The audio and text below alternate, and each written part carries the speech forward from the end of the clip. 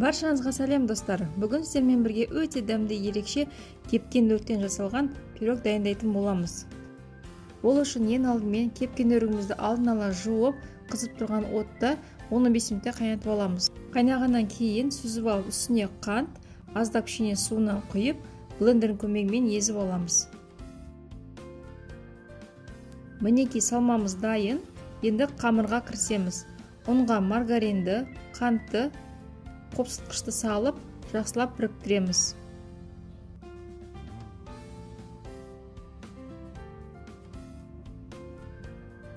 Мінекей осындай болып шығу керек. Қамырдың үстіне бір дана жұмыртқаны, бір қасық қаймақты салып, жақсылап араластырамыз. Кейіннен қолымызбен алып, қамыр илейміз. Мінекей дайын болған қамырымызды екі бөлікке бөлеміз.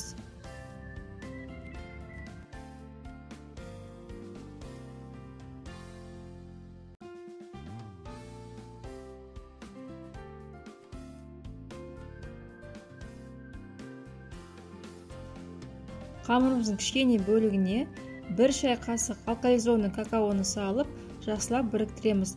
Бұл біздің пирогымыздың әрлеуіне алда керек болады. Мінекей дәл осындай болып шығады. Енді қалған қамырымызды алып жаямыз.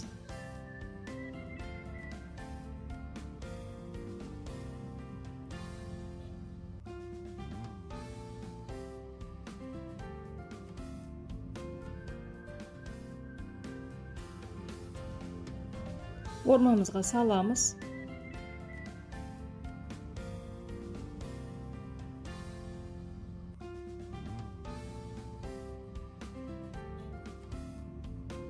Формамызға жабыстырып бекітеміз.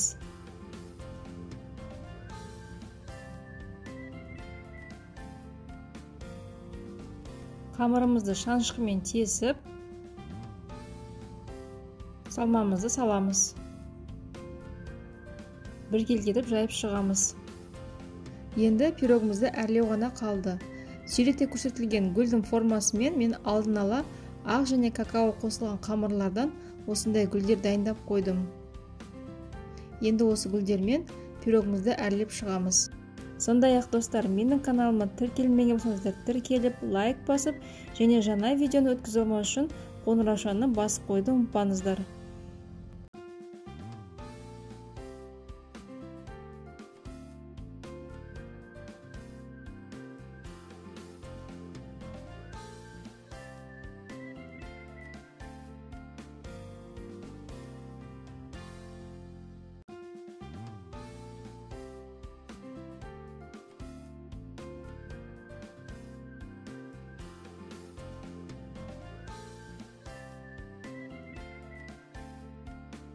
Дайын болған пирогымыздың үстіне жұмыртқаның сарыуызын жағып шығамыз. Одан кейін мен үстіне ақ кунжутты және макты сеуіп шықтым. Осы пирогымызды қызып тұрған пеште 180 градуста 30 минутта пісіріп аламыз. Мінекей енді пирогымыз дайын. Өте дәмді керемет болып шықты. Астарыңыз дәмді болсын.